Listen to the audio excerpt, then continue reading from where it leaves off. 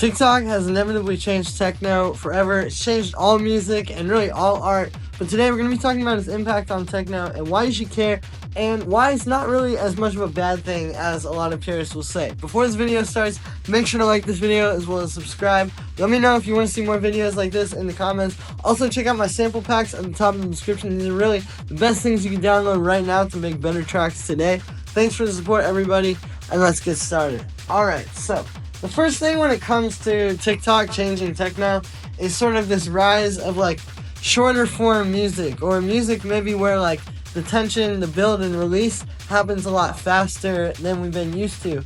And, you know, to start off with, I think a lot of blame gets put on TikTok for this, which, you know, that's what has just happened as every generation has gone on. Even when they haven't had TikTok, or, you know, maybe something that's like so actively, you know, seen as pushing like faster stuff, right? It's like, you know, music got shorter from the 70s to the 80s. It got shorter from the 80s to the 90s. It got shorter from the 90s to the 2000s. This is just gonna happen, first of all. That's the first thing about, like, you know, maybe purists, quote-unquote, complaining about TikTok techno having, like, you know, faster breakdowns and, you know, only taking maybe 16 bars to get to the break, something like that. Well, dude, that's just what happens. This is what every generation does. I think we were going to have 2.5-minute songs in Gen Z, whether there was TikTok or not. So that's the first thing. But if we are going to talk about TikTok with it, it's undeniable. Obviously, you know, stuff that moves faster and essentially just injects more dopamine into your brain faster does better on TikTok. There was a point in time where TikTok was honestly like a business plan for the music industry. I don't know about right now. I think it still helps. I think it's still something. But I think that the industry overall right now seems to really see, like, it's not just how many TikTok followers you get. You know, you still need to have like an actual fan base. And I think we're kind of all figuring out how to really do that in real time, right? In this next generation. But, you know, as far as TikTok goes, I think it just gets a lot of blame for the shorter music just because it does work there. But, like, that was gonna happen regardless. So that's the first thing. The second thing here that you need to think about when it comes to TikTok is viral sounds, and that being such a thing with that platform, and how that would motivate people that make music to make a certain type of music, right? Like, if you're in an era, like, let's say, I think the 70s or like the 90s, like, from what I've heard about those eras, from people that were there, that I know, it sounds like people really cared about albums. They really cared about, like, what does this artist have to say in terms of, like, a body of work? Like, okay, you know, people, more of the common people cared about, like, actual bodies of work, of music, not just, can you make a good single?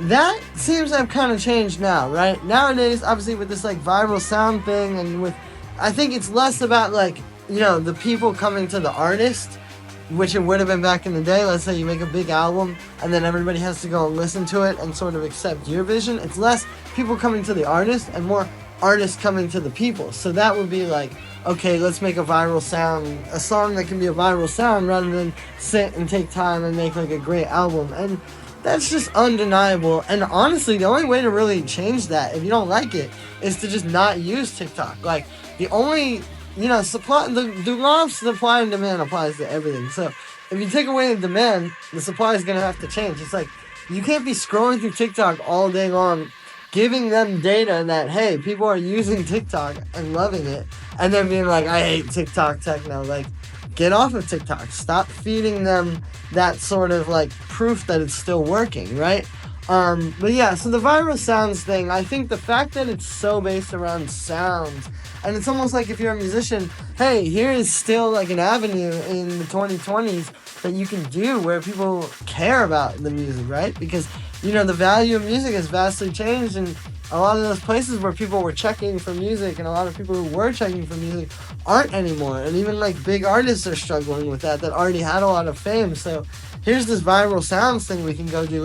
You see, it's like, you can't be complaining about the supply and then contributing to the demand. So the other thing you got to think about here when it comes to producers and the whole TikTok techno thing is that these people, a lot of people that I know that are producing right now that I met, especially walking around LA, they started in COVID, right? So the whole time that they've been doing this, it's been around the algorithm, and that's been part of it. You know, you gotta think like all the people, like if you're like me and you started, you know, before social media really was such a thing. I mean, it was still like, you know, 2012, 2013 when I was getting into production, it was like still kind of like, oh, well, like Instagram wasn't like a business plan. It wasn't like this thing that was like part of your, you know, now, I mean, it was still like sending out EPKs and stuff like that, you know, and then it was like, oh, you have followers on Instagram? All right, nobody cares about that. But because that has just inevitably become so important right before a lot of the people got into producing, their view of production and their view of making music is like inevitably sort of like tied to the algorithm, you know, and the way that all works. So it's like, if you got into making music or you got into techno before all of that, and then you hear somebody kind of like coming at it from a different perspective because they got into it only during that time, of course you're going to disagree with them. Like, of course you guys aren't going to see that, right? So you got to think about that as well. Like, a lot of these people, and like, a lot of power to them for coming up so fast too, you know? I think, undeniably, techno is a good genre to start with. I think you can get going pretty quickly, and it's not as hard to like really just make the sounds, you know? So that's helped a lot of people get going really fast. Now, the other thing you have to think about this though, if you look at that and that upsets you, I mean, you know, what goes up, as fast as something goes up is as fast as it can go down, right? So like, you know, if somebody just started doing this in 2020 and they catch a little wave doing some trendy stuff, okay, cool, but like, you know, they may not be aware of like how trend cycles work, and they may not really understand like, hey, yo, there's been a lot of artists before you that came up that fast as well, and they didn't usually stick around. So I think that like what goes up must come down essentially, and as fast as it went up is as fast as it'll go down. So the other thing here when it comes to TikTok and techno that I wanted to talk about is also like the fact that there's this fusion with other genres. I think that, you know, very much back in the day, any of us who were there before about 2015, I want to say, the concept of like a subgenre of music was like, you listen to that. Like, even within genres, like you had like metalheads, okay, right? That were like metalheads, but then you had like people that are like, I only listen to thrash metal, or like I only listen to death metal, or like whatever. Like, I remember I was there, I was into metal back then, and like, it was kind of ridiculous. It's like, yo, you guys basically like the same thing. Like, why aren't we just gonna like be cool, right? And it was very much like that back in the day with dance music as well. You know, like the trance people never would ever even consider mingling with techno. The hardstyle people would never go over and do like hard techno. You know, it was weird. I think all those producers did experiment, but as far as just like what they presented and what they actually like sold as a product, it was very like genre. It's like stick to that one kind of thing. And then what happened with TikTok techno that I think a lot of purists don't like, that's also what literally created like a sound that, you know, got to a bigger audience that it wouldn't have gotten to otherwise, is the fact that people really like to blend stuff, and I think it's less conservative about blending, you know? It's like, especially I'm seeing it in LA with like the hardstyle techno thing, like, you know, this would have been called like hybrid back in the day, but now it's just hard techno, and it just has some hardstyle, and it has some hard techno, it has a freaking trance breakdown, like whatever. And so that's another thing, is that TikTok's actually quite open-minded, and like also you got to think that the means of delivering to the fan is different. If your only barrier to show it to people is just uploading it on TikTok, you're gonna be a little bit more creative, right? Like back in the day when they had to like, one release meant putting down thousands of dollars on vinyl and CDs and, you know, promotion and all this stuff. It's like they had to be a little more careful because, yeah, there was like a lot more stakes. This is just, it's a lot more chill. It's like, let's just play around. We can just upload it on TikTok, and if it sticks, right? So that's really important.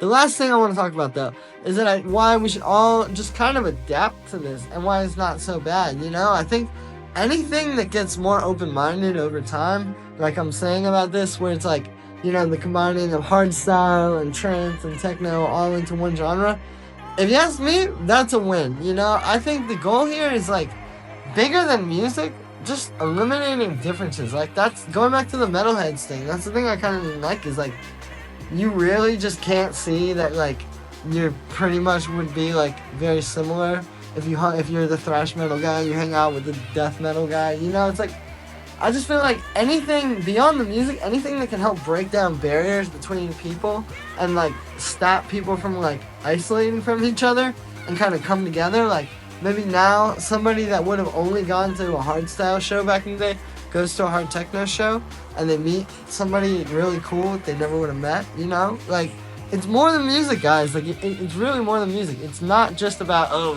this genre line. Like, dude, what about the fact that, like, more people are connecting with each other? Like, you know, I mean, really, I think the music is important, but we can't overly take this stuff serious. Like, all this complaint about the blending of genres and TikTok techno, which is essentially what people are complaining about, is they don't like that the techno has a little bit of trance in it now or whatever.